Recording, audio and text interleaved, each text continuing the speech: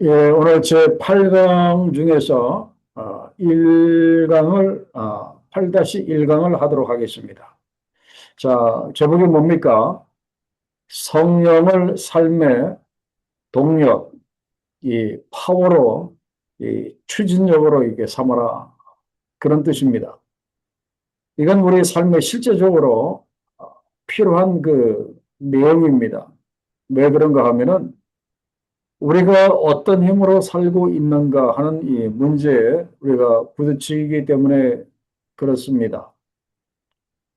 아, 우리가 두 가지로 이제 나눠서 볼 수가 있는데, 우리가 예수 그리스도를 만나기 전에는 누구든지 다 자기 힘으로 이렇게 살아갑니다.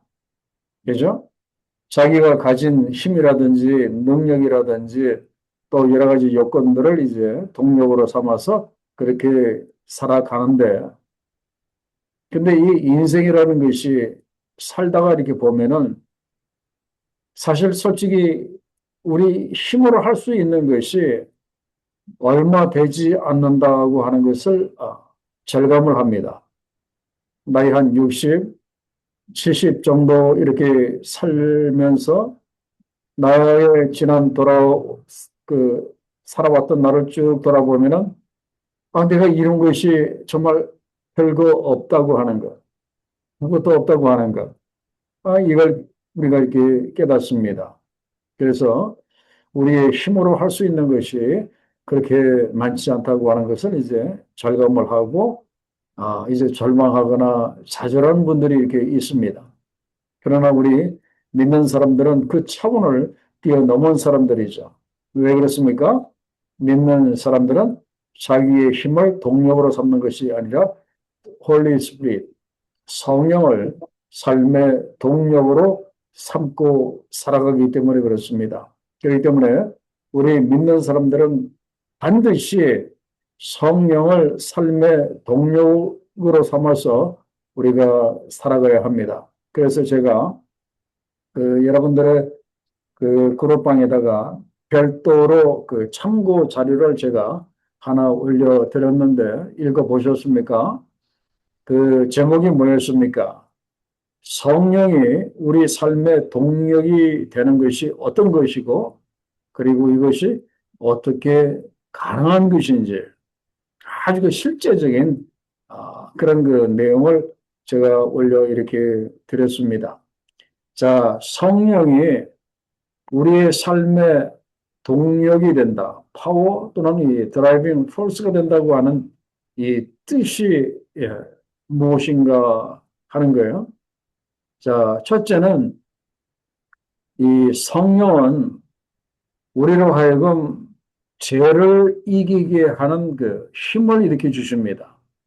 그렇기 때문에 성령이 우리 삶의 동력이 된다 그런 말씀이에요. 이 죄를 이긴다고 하는 것. 여러분들은 어떻습니까? 죄가 나를 찾아와서 나를 유혹을 할 때, 안 돼! 저리가 하면서 그때마다 그렇게 물리칩니까? 참 이것이 쉽지 않아요. 죄를 이긴다고 하는 것이 굉장히 어렵습니다. 그죠? 내가 다시는 애들한테 화를 내지 않겠다. 내가 다시는 아내에게 화를 내지 않겠다. 내가 다시는 우리 같은 교인들에게 화를 내지 않겠다 하면서도 이제 화를 내고, 그리고 용서하겠다고 하면서도 또 미움이 다시 올라오고, 또 기도하려고 하지만 또 마음이 싸늘하게 식어서 또 기도하지 못하고, 이런 것들은 다 죄 때문에 그렇게 하는 것이거든요. 그래서 바울이 뭐라고 했습니까? 원하는 바 선은 행하지 아니하고 도리어 원하지 아니하는 바 악을 행한다 그랬습니다. 왜요? 자기 안에 죄라고 하는 것이 있어서 이 악을 행하도록 이제 그렇게 한다. 그런 말씀이에요. 근데 그 사도 바울도 이것을 자기 힘으로 이기기가 굉장히 어려웠습니다. 그런데 사도 바울은 이제 어떤 비밀을 깨달았는가 하면은 로마서 8장 13절에 비밀을 깨달은 사람이에요. 자, 너희가 성령으로서 몸의 행실을 죽이면, 이 몸의 행실 속에는 나를 찾아오는 죄까지 다 포함되죠. 너희가 성령으로서 죄와 몸의 행실을 죽이면 살림이 영적으로 살아나게 된다고 분명히 말합니다.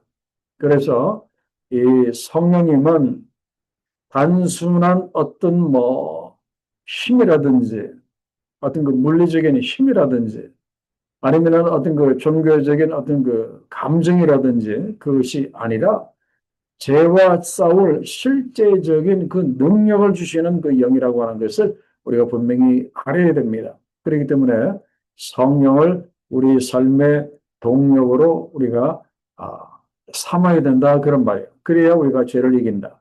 그리고 두 번째, 우리가 하나님을 사랑하게 하는 힘을 주시는 것이 바로 성령이 우리들에게 주시는 거예요.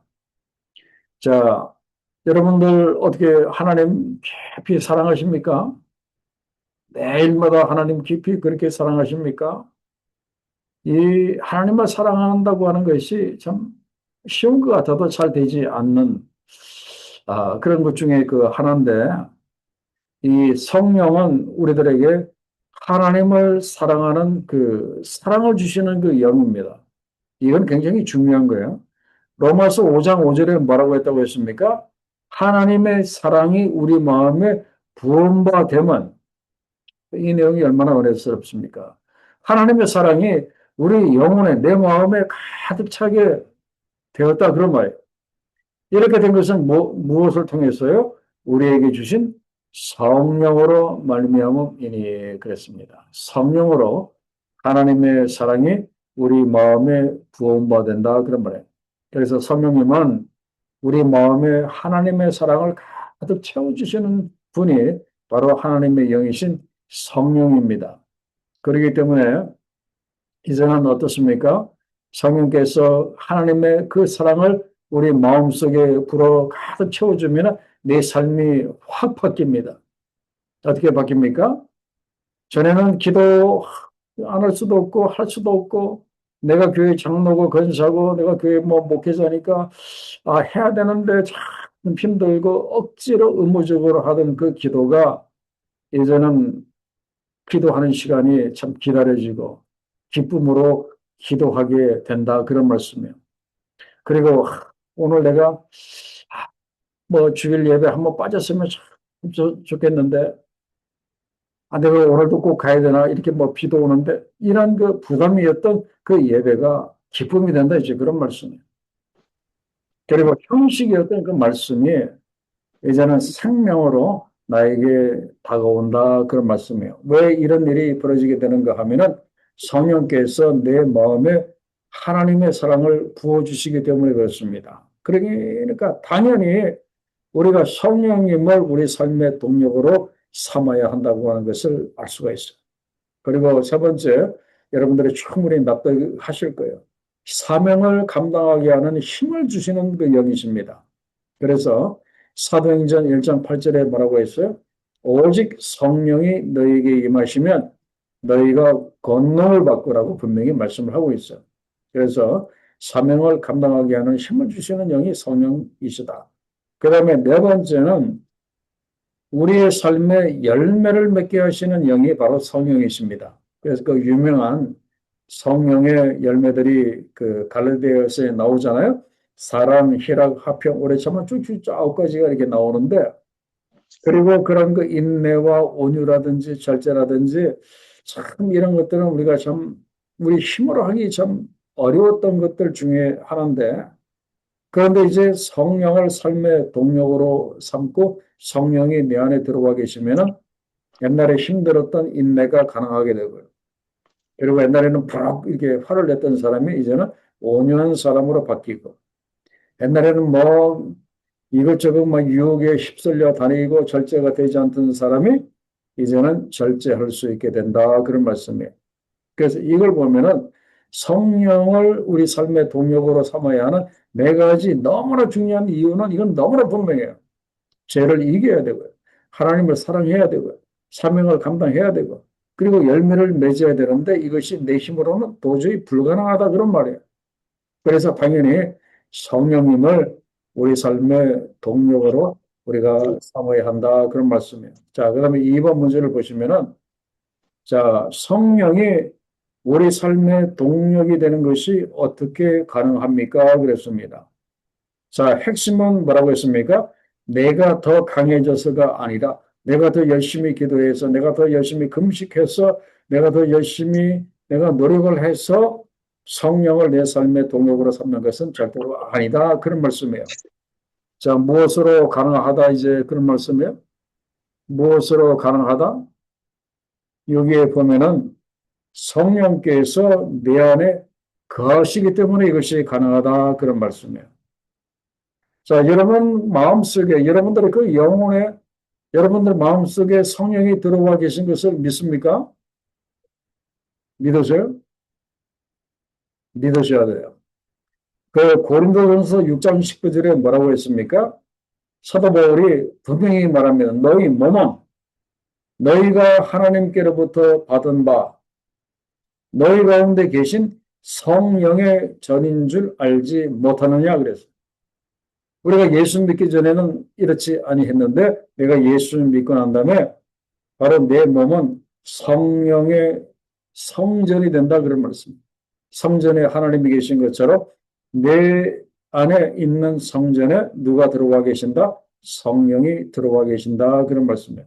그래서 성령을 우리 삶의 동력으로 삼는 것이 가능합니다. 왜요?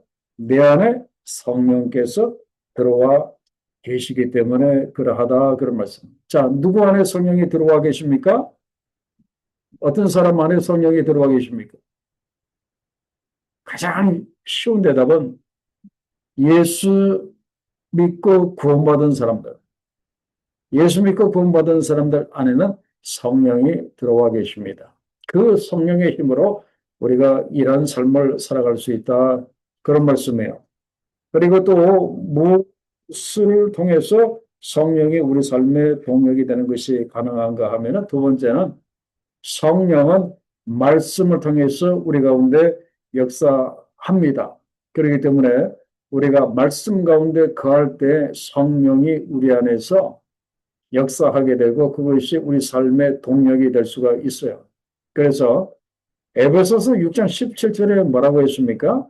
성령의 검, 그죠?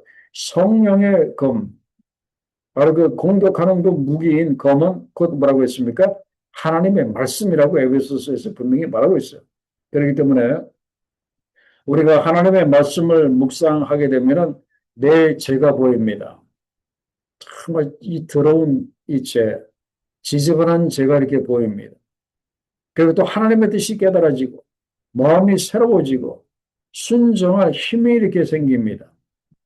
그래서 성령은 말씀이 없는 열심이 아니라 말씀 안에서 사람을 변화시킨다 하는 것을 우리가 분명히 알아야 돼요. 그래서 성령의 역사는 말씀과 분리되지 않는다고 제가 그 위에 적어드렸어요. 성령의 역사는 말씀과 분리가 되지 않습니다. 많은 사람들이 성령을 감정적인 어떤 그 체험, 어떤 그 신비한 체험으로만 그렇게 생각을 하는데 그렇지 않아요. 성경은 성령이 말씀을 통해서 우리 가운데 일하신다고 분명히 말하고 있어요. 그래서 여러분들이 성령을 삶의 동력으로 삼으시려면은 여러분들이 무엇을 가까이 하셔야 돼요? 말씀을 가까이 하시고 말씀 묵상을 참 깊게 하시고 그리고 또 묵상으로 끝나지 말고 그 말씀을 어떻게 해야 돼요? 순종하셔야 돼요. 그러면은 그 말씀 성경의 그 저자이신 성령께서 우리 가운데 강하게 역사하십니다. 그리고 또 한 가지는 믿음과 순종 속에 성령의 능력이 경험이 된다. 그런 말씀이에요. 이건 굉장히 중요해요. 자, 성령의 내주는 사실이지만 그랬어요. 자, 우리가 예수 믿으면은 내가 성령의 성전에 대해서 성령이 내 안에 들어와 계십니다. 이건 사실이에요. 그런데 그렇다고 해서 다 성령 충만함을 경험하느냐? 그렇다고 해서 다 성령을 동력으로 삼느냐? 그렇지 않아요. 어떻게 가능한가 하면은 나에게 우리 집에 전기가 연결이 되어도 스위치를 켜지 않으면은 불이 안 들어오는 것처럼 우리도 이 성령께서 내 안에 있지만 내가 가만히 있으면 안 돼요. 어떻게 해야 돼요?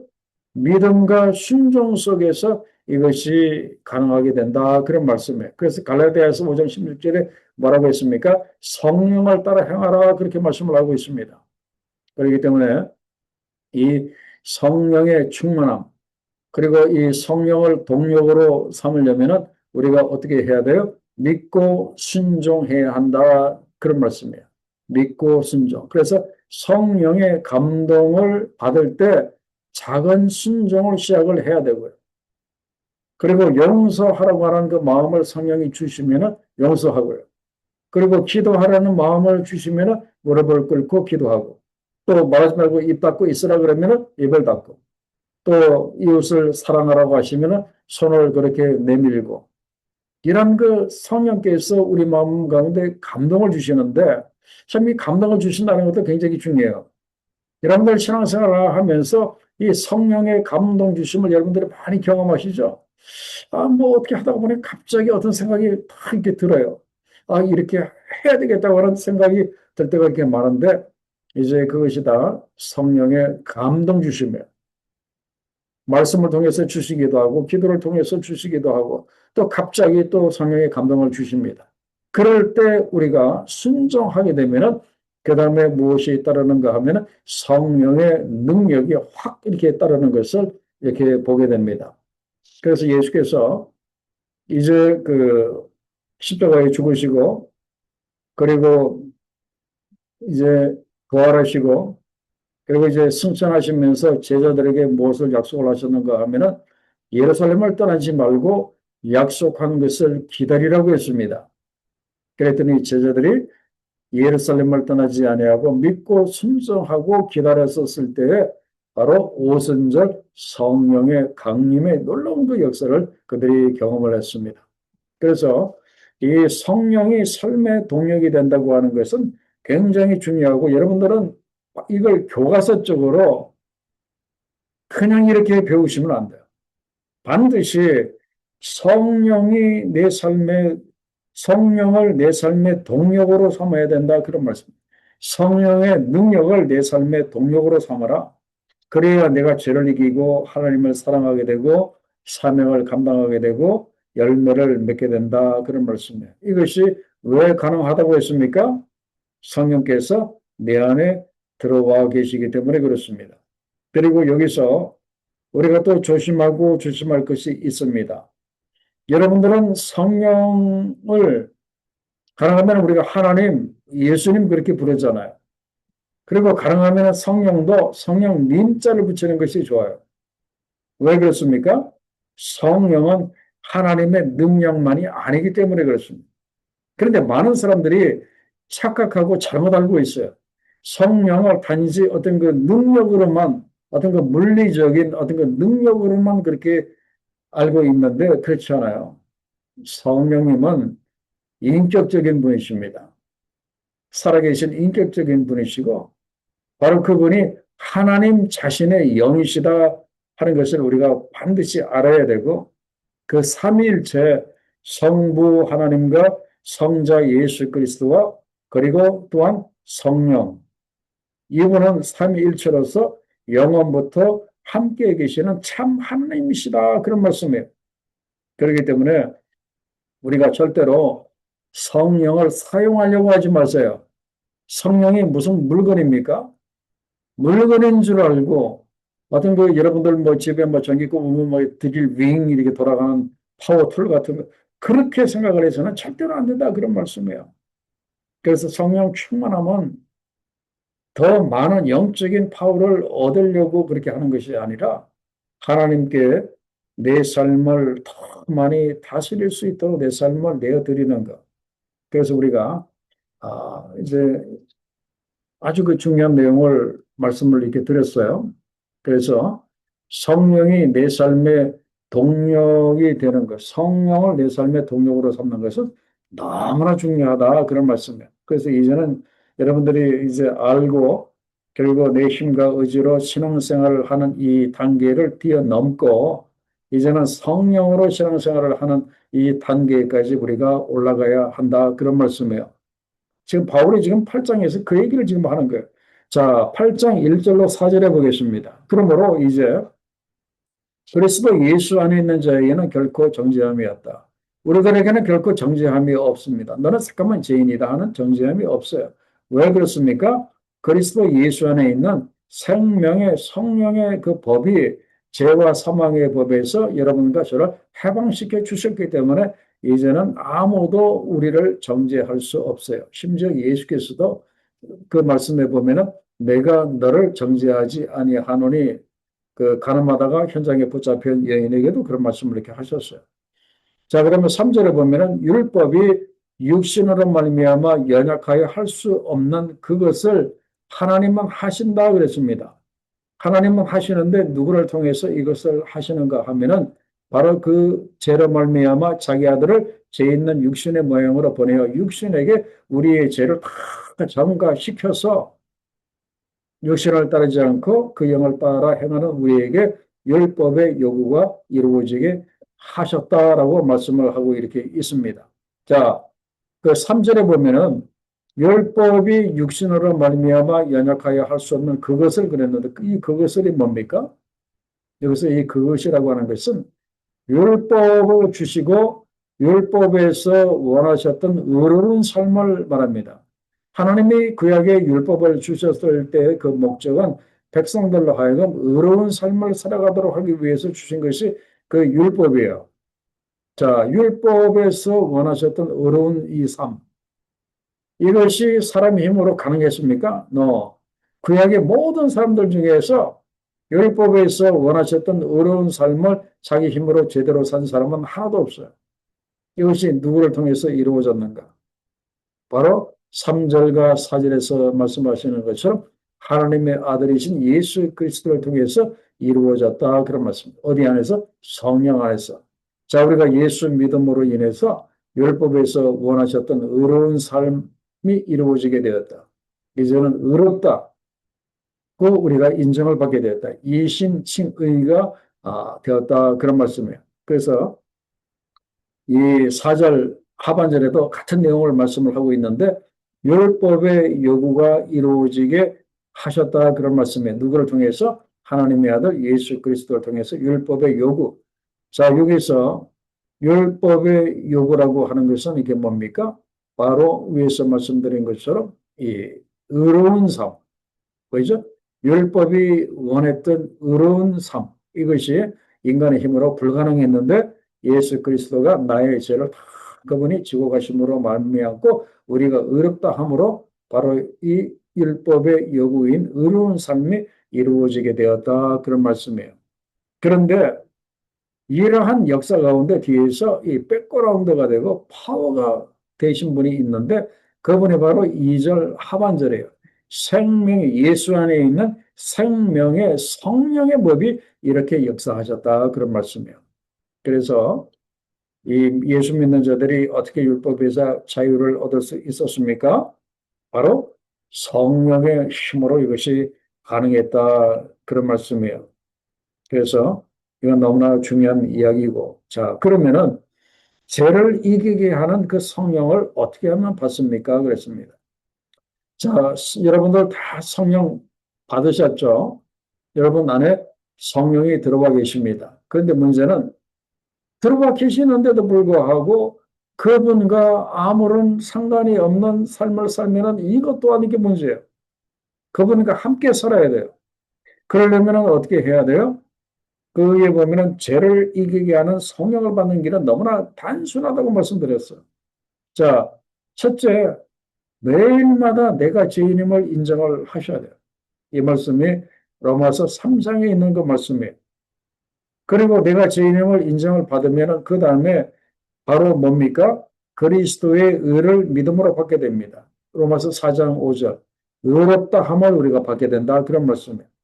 그리고 로마서 6장으로 넘어가서 그와 함께 나의 옛사람이 죽고 나의 새사람이 살아나게 됩니다. 나는 이제는 새사람이 되는 거예요. 그리고 새사람이 되면서 이제는 어떻게 됩니까?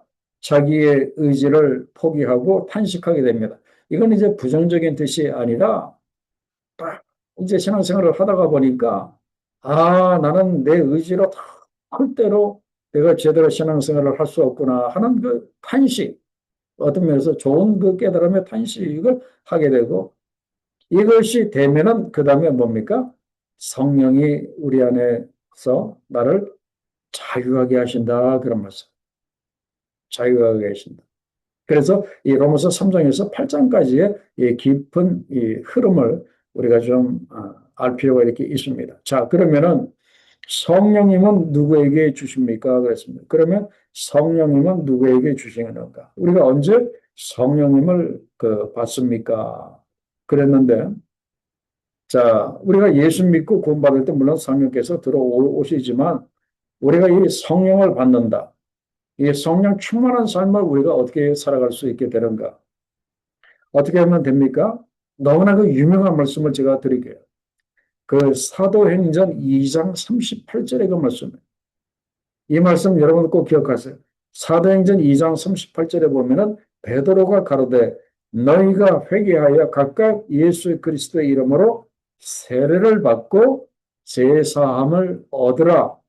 그리하면 성령을 선물로 받으리니 이 약속은 너희와 너희 자녀와 모든 먼데 사람, 모든 이방인들, 세상의 모든 사람들을 다 포함해서 모든 먼데 사람, 곧 주 우리 하나님이 얼마든지 부르시는 자들에게 하신 것이라. 얼마든지 하나님이 부르시는 자, 세상의 모든 사람들에게 성령을 주신다 그랬습니다.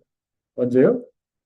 회개하고 예수의 이름으로 세례받고 제사함을 얻을 때 성령을 선물로 주신다. 그렇게 하고 있어요. 그래서 우리가 언제 성령을 받습니까? 첫째, 회개해야 합니다. 살아가면서 아무리 작은 죄라고 할지라도 철저하게 회개를 해야 돼요. 그죠? 철저하게 회개. 내 마음속에서 올라오는 인간적이고 더럽고 부정적이고 쓸데없는 그런 그 생각들, 뭐 탐심이 올라온다든지 그럴 때 적극적으로 해결을 해야 한다. 이제 그런 말씀. 그리고 또 한 가지 중요한 것은 회개하는 것도 중요한데 그 다음에 또 한 가지는 무엇인가 하면은 자 중요한 것이 무엇인가 하면은 우리가 성령의 충만함을 우리가 이렇게 받으려면은요 우리가 어떻게 해야 되는가 하면은 하나님을 하나님 되게 그리고 예수님을 예수님 되게 우리가 펴드리고 찬양을 해야 돼요. 하나님을 뭐 찬양하고 그리고 교회에서 예배드리면서 그냥 뭐 찬송 부르니까 내 입만 그냥 따라하고 뭐 마음은 뭐 오늘 이제 예배 끝나고 집에 가서 뭐 해야지 엉뚱한 생각하고 있으면은 성령 충만함 못 받아. 그죠? 성령의 충만함을 받으려면은 우리가 예수 그리스도를 나의 주요 그리스도로 영접하고 예수님을 하나님으로 이렇게 높이면서 이 찬양하는 이러한 가운데서 내 안에 성령의 충만한 그 역사가 일어나게 된다. 이제 그런 말씀이에요. 자, 그 다음에 하나님은 우리 육신의 죄를 어떻게 심판하셨습니까? 그랬습니다. 자, 우리가 예수 믿기 전까지 우리는 다 육신의 죄를 가지고 있었던 사람들이에요.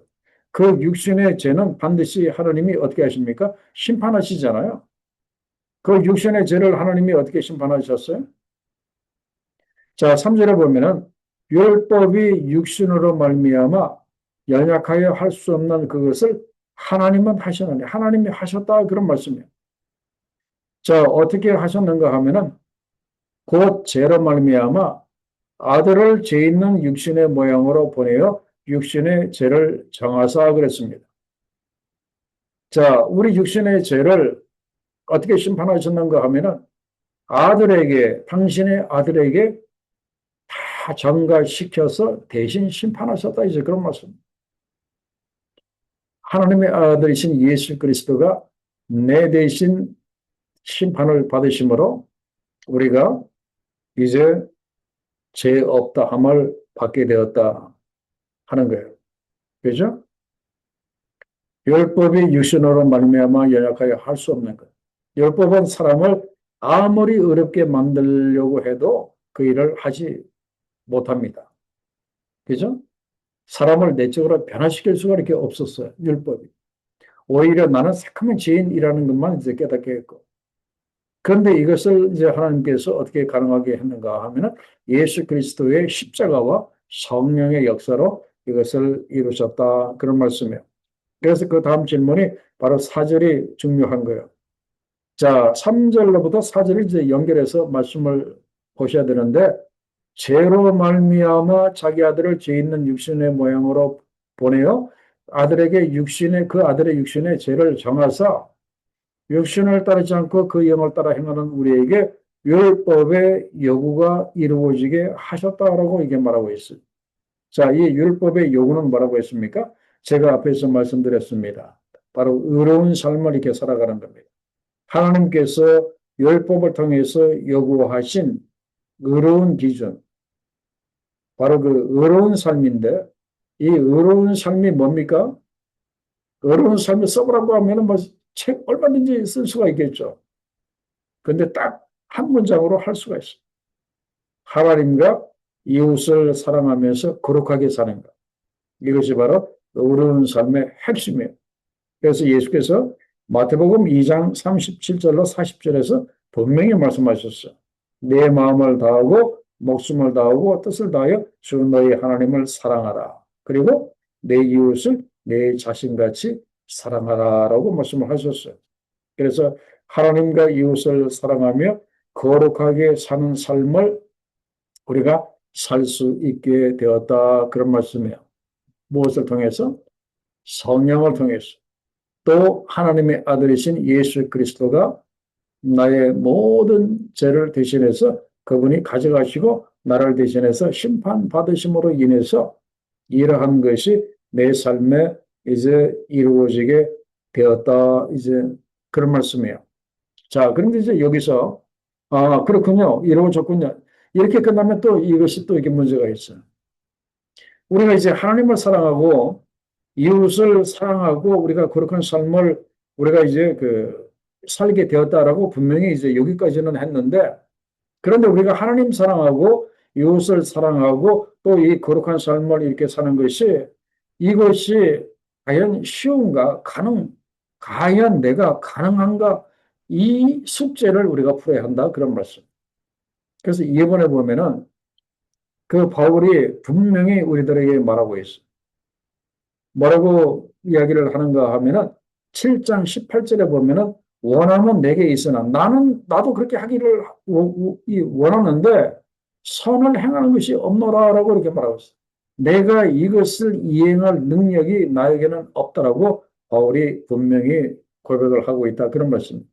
그래서 그 3번에 보면은 이 바울이 8장에서 말하고자 하는 핵심 포인트는 무엇인가 하면은 누가 이 율법의 요구를 이루어 주는가 하는 거예요. 하나님을 사랑하고 이웃을 사랑하고 내가 거룩한 삶을 이렇게 사는 것을 누가 가능하게 하시는가 그런 말씀이에요. 첫째는 내가 말씀을 지켜서 율법을 지켜서 이루는 것이 절대 아니다 그런 거예요. 우리로서는 impossible, 우리로서는 불가능하다 이제 그런 말씀. 그러면 누구를 통해서 가능합니까? 예수 그리스도 안에서 성령을 따라 사는 자에게 이것이 이루어진다. 그런 말씀이에요. 그래서 성령으로 사는 사람들에게 이제 이런 것이 이루어진다. 이제 그런 말씀이고. 자, 그러면 성령을 따라 사는 것은 또 뭡니까? 하고 이제 다음 파트에 나오는데 거기까지 이제 여러분들이 깊이 가셔야 돼요. 자, 파트 2를 보면은 자, 육신을 따를 것인가, 성령을 따를 것인가 그랬습니다. 자, 여러분들은, 그죠? 결론은 바로 그겁니다. 당연히 성령을 우리가 따라야 한다. 이제 그런 말씀이에요. 자, 그러면 성령을 따르는 사람은 어떻게 살아야 하는가? 그런 말씀이에요. 자, 5절에 보면은 영을 따르는 자는 영의 일을 생각한다. 그랬습니다. 그래서 영의 일을 생각해야 성령을 동력으로 삼고 성령을 따라갈 수 있다. 그런 말씀이에요. 그래서 우리가 영의 일을 생각을 해야 돼요. 이건 당연하지 않습니까? 하루 24시간 하루 왼종일 육신적인 일만 생각하고 음란하고 뭐 탐욕적이고 세상된 그 일만 쭉 그렇게 생각하다가 잠시 뭐 1, 2분 생각한다고 해서 이것이 가능합니까? 아니에요. 영의 일을 우리가 가능하면 영의 일을 우리가 많이 많이 생각을 해야 한다. 그래서 이 성령을 삶의 동력으로 삼는 자는 생각이 굉장히 중요합니다. 생각이 굉장히 중요해요. 그래서 이 생각이라고 하는 것은 이 마음을 쓴다는 겁니다. 그래서 이 마음을 쓰는 것은 누가 해야 돼요? 다른 사람이 내 마음을 써주는 게 아니죠. 성령께서 내 안에 계시지만 성령께서 내 마음을 뭐 강제적으로 그렇게 하시지 않습니다. 인격적인 분이시기 때문에. 그래서 마음을 쓰는 것은 내가 해야 하는 것이다. 그런 말씀이에요. 그래서 내가 하나님 편에서 바라보고 내가 해석하고 그렇게 생각을 해야 한다. 그런 말씀이에요. 그리고 내가 성령의 생각에 내 생각을 일치시켜야 돼요. 그리고 내가 하나님의 말씀에 내 생각을 일치시켜야 돼요. 이건 누가 하는 거예요? 내가 해야 된다. 그런 말씀. 그래서 영을 따르는 자는 영의 일을 생각하나니 그렇게 생각을 하라. 그런 말씀이에요. 그래서 이 생각한다고 하는 것이 굉장히 중요합니다. 그래서 여러분들이 영적으로 생각하는 것이 굉장히 중요해요. 여러분들은 하루에 몇 분, 몇 시간을 영적으로 이렇게 생각합니까? 영적으로 생각하는 이 시간이 많아야 돼요. 자, 그 대표적인 그 예를 이렇게 들면은 그 다윗을 우리가 예를 들 수가 있는데 그 사도행전 말씀에 보면은 다윗은 하나님의 마음에 합한 사람이라고 그렇게 이렇게 나와 있어요. 하나님의 마음에 합한 사람이라 그렇게 이렇게 나와 있어요. 물론 다윗이 뭐 죄와 허물이 없다는 건 아니에요. 그도 실수도 했던 사람이었어요. 그러나 그 대부분의 그 시간은 다윗의 중심은 늘 어디에 가 있었는가 하면 하나님께 가 있었어요. 그래서 하나님처럼 생각을 했어요. 하나님의 생각을 했어요. 하나님이 분노하시는 일에 자기도 분노하고 하나님이 기뻐하시는 일에 자기도 기뻐하고 그리고 심지어 하나님께서 세우신 초대 이스라엘의 왕이었던 사울이 죽었을 때 굉장히 슬퍼했었던 사람이 이 다윗이었어요. 그래서 이렇게 생각으로 참 이렇게 이 하나님 편에서 바라보고 해석하고 그렇게 생각하는 것이 굉장히 중요하다 그런 말씀이에요. 그런데 이 반대적으로 했던 사람이 누구인가 하면은 베드로. 이 사람이 자기 생각대로 살았던 그 베드로. 그 예수께서 십자가의 길을 가려고 했었을 때 절대로 그렇게 안 된다고 막았었던 사람이 베드로잖아. 그때 예수께서 사단아 내 뒤로 물러가라. 너가 하나님의 일을 생각지 아니하고 도리어 사람의 일을 생각하는도다라고 생각을 두 번 말씀하셨어요. 그렇기 때문에 이 성령을 따라 사는 사람은 생각이 중요합니다. 그래서 여러분들이 생각하시면서 이렇게 살아야 돼요. 근데 요즘은 생각 없이 사시는 분들이 참 너무 많은 것 같아요. 그래서는 안 된다 그런 말이죠. 그래서 성령을 따라 사는 사람은 하나님의 일을 생각하는 사람이다 그런 말씀이에요. 그죠? 그래서 이것이 굉장히 중요한데 그래서 그 다음 질문이 정말 실제적으로 이렇게 중요해요. 자, 성령은 이제 우리 안에 들어와 계셔서 우리가 기꺼이 순종하고 그분을 영접하고 따를 때 그분이 이제 우리 안에서 그 역사를 하게 되는데 그걸 이제 우리가 실제적으로 느껴야 되잖아요. 그죠? 실제적으로 어떻게 성령을 느끼고 그 눈에 보이지도 않는 성령님을 내가 어떻게 따라 살 수 있겠는가? 그 갈라디아서 5장 16절에 보면은 너희는 성령을 따라 행하라 그랬습니다. 성령님을 따라 행하라. 성령님이 우리 눈에 보이고 내 안에 계신 것이 느껴지고 만져지고 또 그분이 내가 귀로 들을 수 있는 실제적으로 말씀을 해주시면은 그분을 따라 행하는 거 얼마나 쉽겠어요. 그런데 그렇게 하지 않으니까 또 이게 답답한 거예요. 이게 어려운 거예요. 그래서 이 성령을 따라 우리가 이제 살아야 하는데 막연합니다. 그죠?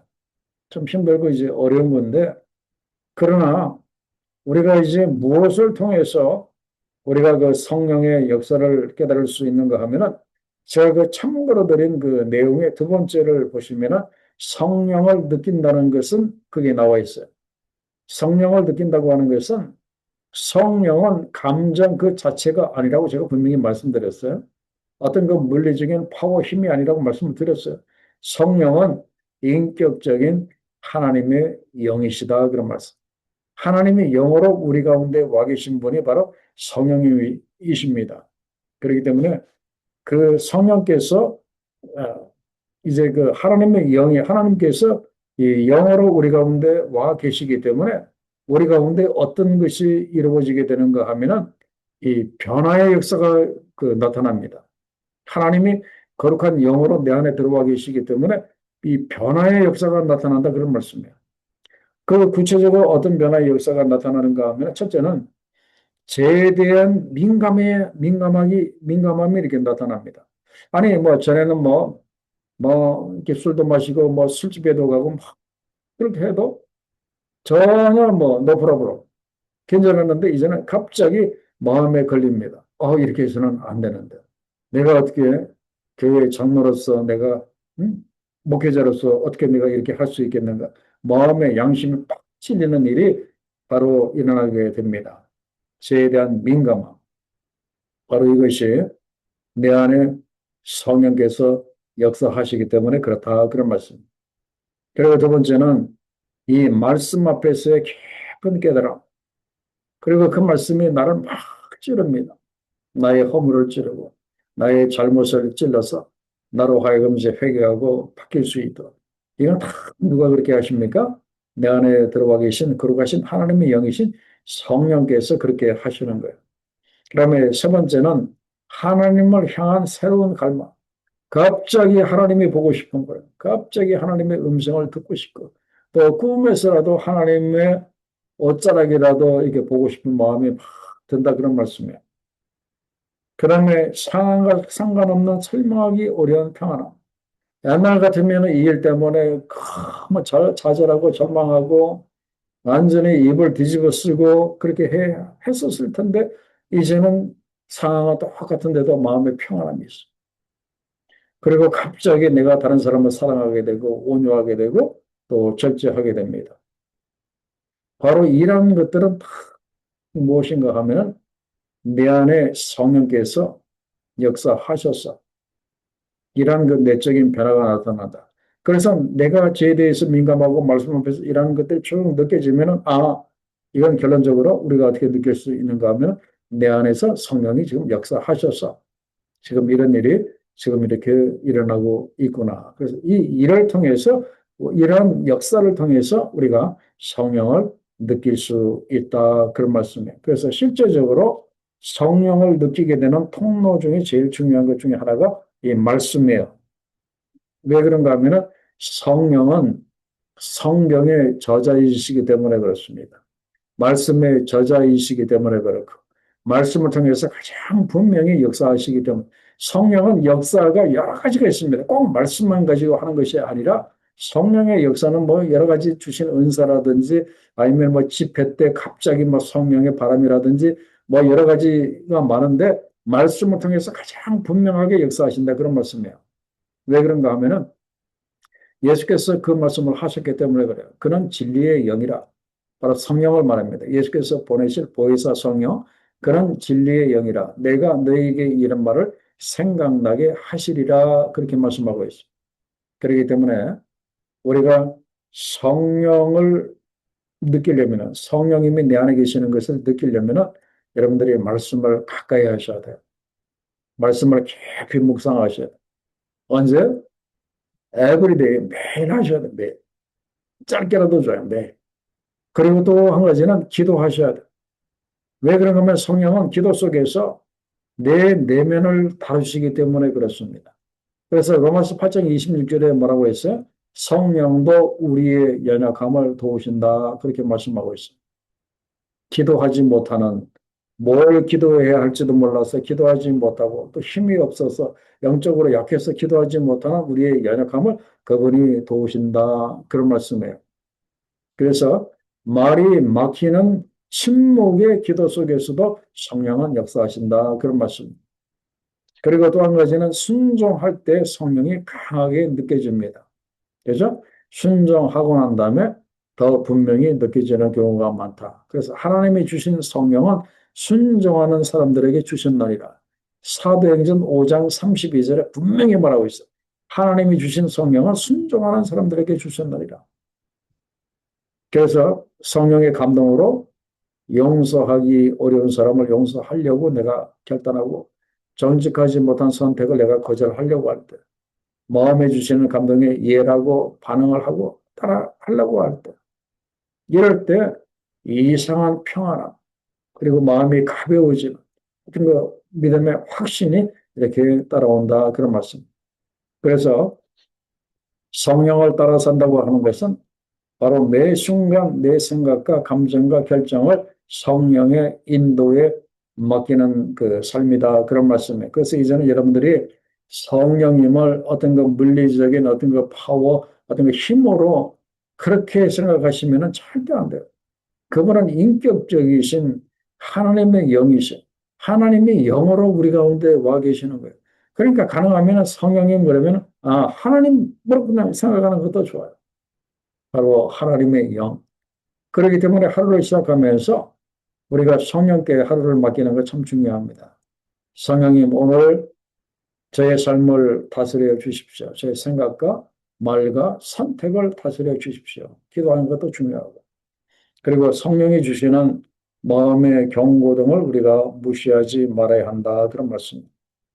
그리고 성령을 따라 산다고 하는 것은 이 공동체 안에서 확인하는 것이 굉장히 중요합니다. 왜 그런가 하면 성령은 개인적으로만 말씀하지 아니하시기 때문에 오히려 어떤 면에서는 이 공동체적으로 더 많이 분명하게 역사하십니다. 그래서 이 성령의 역사는 여러분들이 교회 안에서 확인을 하셔야 돼요. 그죠? 교회 안에서 확인을 하셔. 그리고 실패했을 때 즉시 돌아와야 한다. 이제 아, 그런 말씀이에요. 바로 이것이 성령의 나 삶을 이렇게 맡기는 거예요. 자, 그래서 한 문장으로 정의하면 뭐라고 했습니까? 성령을 느끼는 삶은 특별한 체험을 쫓는 삶이 아니다. 참 어떤 분들은 뭐 특별한 체험, 어떤 그 신비한 체험을 통해서 성령을 느끼시려고 하는데 이것이 없다는 건 아니에요. 그런 그 신비한 체험을 통해서 성령님을 느낄 수도 있어요. 그러나 그건 우리 삶의 극히 작은 한 부분이지 꾸준히 그렇게 되는 건 아니잖아. 말씀과 기도와 순종 속에서 내 마음의 방향이 바뀌고 그리고 성령을 따라 사는 삶은 매일 내가 주인이 아니라 주인이 주인이십니다라고 고백하면서 이렇게 걷는 삶.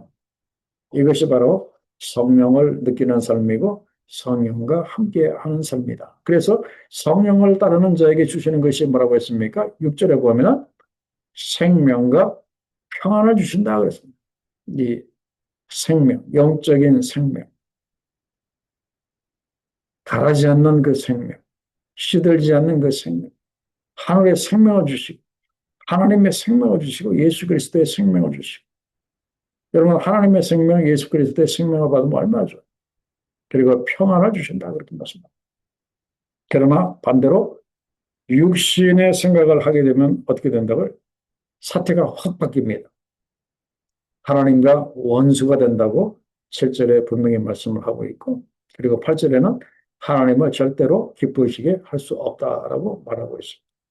자, 그래서 이제 결론적으로 그리스도의 사람은 누구라고 했습니까? 자, 9절 말씀 여러분들이 꼭 기억을 하셔야 돼요.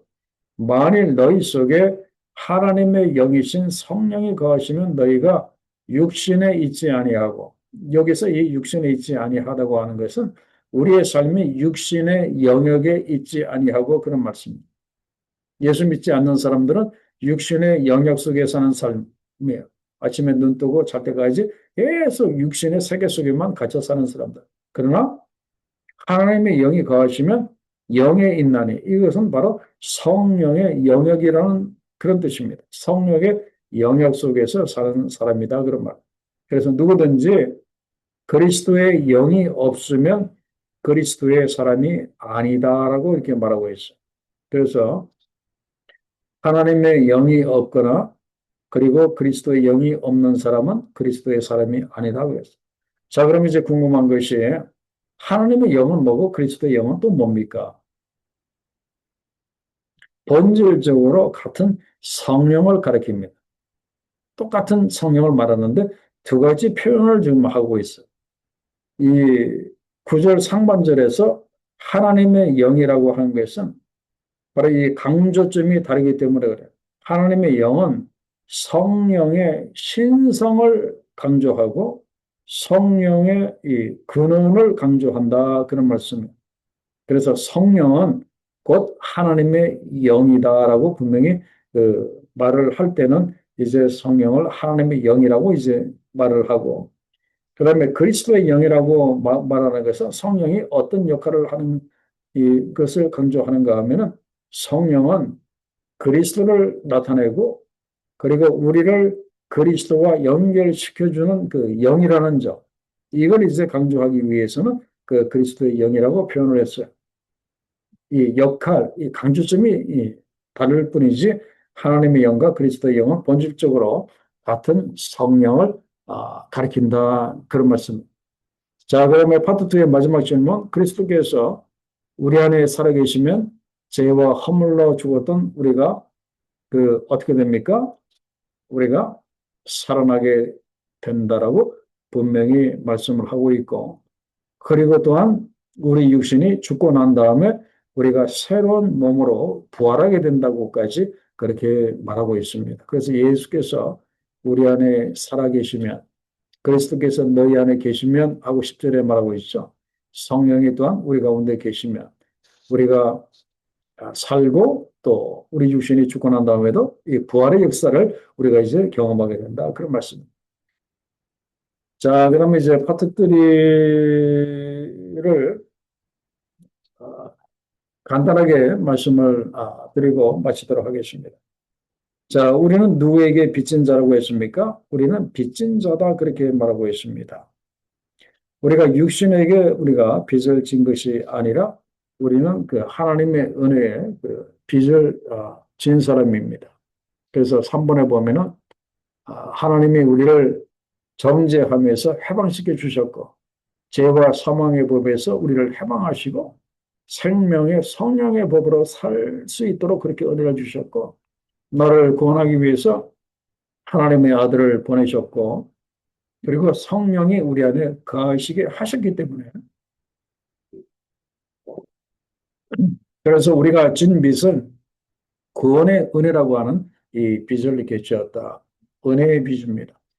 자, 빚이라고 했으면 이제 갚는 문제가 있는데 우리가 이것을 어떻게 하면 갚을 수 있습니까? 행위로 갚을 수 없다. 그런 말씀이에요. 갚을 수 없습니다. 그렇기 때문에 우리가 어떻게 해야 하겠습니까? 그 6절의 여섯 번째 한 문장으로 정리하면은 우리가 진 빚은 하나님이 우리를 살리기 위해서 그분이 치르신 대가이다. 그리고 그 빚은 육신을 섬기지 않고 성령을 따라 사는 우리의 삶으로 드러나야 한다. 그 빚진 자라고 하는 생각은 강요되는 삶이 아니라 내가 은혜 받았다는 것을 충분히 인식을 하기 때문에 내가 빚진 자라는 심정으로 산다. 이제 그런 말씀이에요.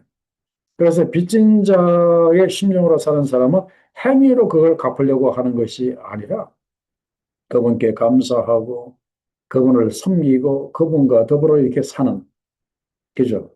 이것이 바로 그 우리가 진 빚을 갚는 것을 우리가 알 수가 있어요. 그리고 하나님의 영으로 인도함을 받는 자는 누구인가 그랬습니다. 하나님의 영으로 인도함을 이렇게 받는 사람은 누구인가라고 이렇게 말하고 있는데 그 13절로부터 17절까지 보면은 하나님의 영으로 인도함을 받는 자는 그 5절 15절에 보면은 너희는 다시 무서워하는 종의 영을 받지 아니하고 양자의 영을 받았으므로 우리가 그랬습니다. 그래서 누구든지 하나님의 영으로 인도함을 받는 사람은 하나님의 자녀가 된다 그런 말씀. 그리고 성령은 그 양자의 영이십니다. 이 양자의 영이라고 하는 것은 내가 하나님의 자녀인 것을 계속해서 증언해 주시는 그 영입니다. 그래서 16절에 보면은 성령이 친히 우리의 영과 더불어 우리가 하나님의 자녀인 것을 계속해서 이렇게 알려주십니다. 증언하시는 그 영이다. 그리고 성령을 따라 살면 하나님의 평강이 우리를 지켜주신다. 그런 말씀이에요. 자, 여기까지만 보면 우리가 성령으로 사는 것이 얼마나 감사하고 성령을 동력으로 삼는 것이 얼마나 감사합니까? 그죠? 그러면서 마지막 한 가지. 이것까지도 우리가 감당을 해야 이 전체가 다 이루어집니다. 우리가 그리스도와 함께 영광을 받기 위해서 무엇도 받아야 합니까? 그랬어요. 자, 17절. 앞에서 우리가 하나님의 자녀라고 성령께서 우리를 그 증언해 주신다고 했는데, 거기까지만 되면 좋은데, 17절 말씀에 여기까지 가야 돼. 자녀임은 또한 상속자, 곧 하나님의 상속자여 그리스도와 함께한 상속자니 우리가 그와 함께 영광을 받기 위해서 하나님의 자녀로서 하나님의 상속자로서의 영광을 우리가 하나님과 더불어 받기 위해서 무엇도 함께 고난도 함께 받아야 할 것이니라. 그런 말씀. 십자가의 길을 가야 된다. 우리가 이런 귀한 상속을 받기 위해서 예수 그리스도와 함께 고난도 받아야 된다. 그래서 성령을 따라 사는 고난을 기꺼이 받아야 한다. 그런 말씀입니다. 내 육신을 기꺼이 죽이는 고난을 우리가 이렇게 받아야 한다. 그런 말씀. 자, 결론 및 기도 제목을 제가 이렇게 결론적으로 세 가지 말씀드리겠습니다. 첫째는 우리가 성령을 삶의 동력으로 삼지 않으면 우리는 살 수 없는 사람이다. 여러분들이 여기까지 이 단계까지 가셔야 돼요.